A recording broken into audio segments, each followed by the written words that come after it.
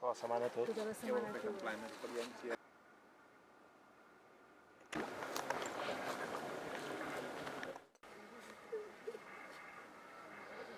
Le land art est une tendance de l'art contemporain donc, qui va utiliser des matériaux naturels, qui est installé, qui est montré, qui est fait la plupart du temps dans un environnement naturel et soumis à l'érosion et à une autodestruction. Et la seule documentation qui va rester sont des documentations photographiques, vidéo.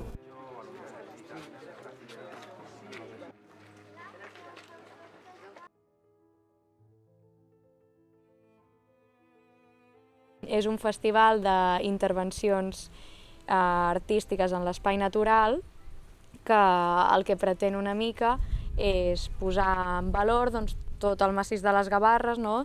I en concret doncs, espais que a priori no són tan coneguts, doncs, donar-los a conèixer i atraure un tipus de visitant de qualitat també per l'espai natural protegit.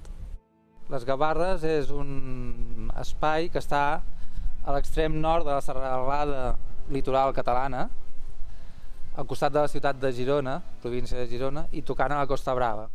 És un sistema muntanyós de muntanya mediterrània contínua, que en tot és bosc.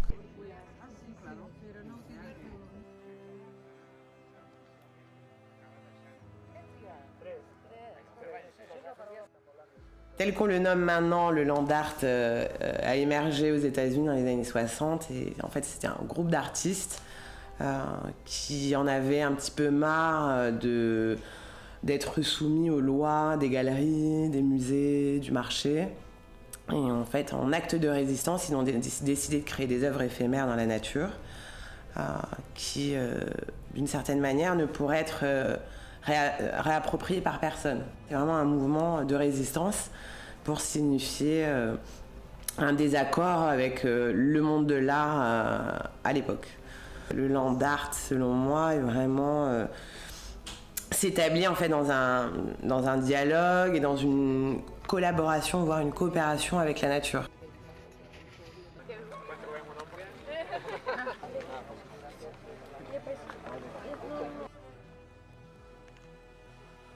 Pour le festival, au fait, on travaille entre deux artistes. On ne se connaissait pas, on s'est rencontrés et puis on a commencé à se connaître petit à petit. Lui travaillait sur les oiseaux et puis moi aussi. On a trouvé une œuvre en commun au bout d'un moment, au bout de quelques recherches. Là, on a travaillé avec la terre et des pignons de pin qu'on a trouvés sur place. On a fait des oiseaux en terre, des oiseaux morts. Qu'on a installé parce que c'est un calvaire, l'endroit où on exposait, très difficile, très aride, très sec au moment où on l'a vu. Et on a voulu faire comme un cimetière, c'était un peu compliqué, c'était un peu dur. Mais comme on voulait un truc assez vivant, on a mis un pignon de pin dans chaque oiseau.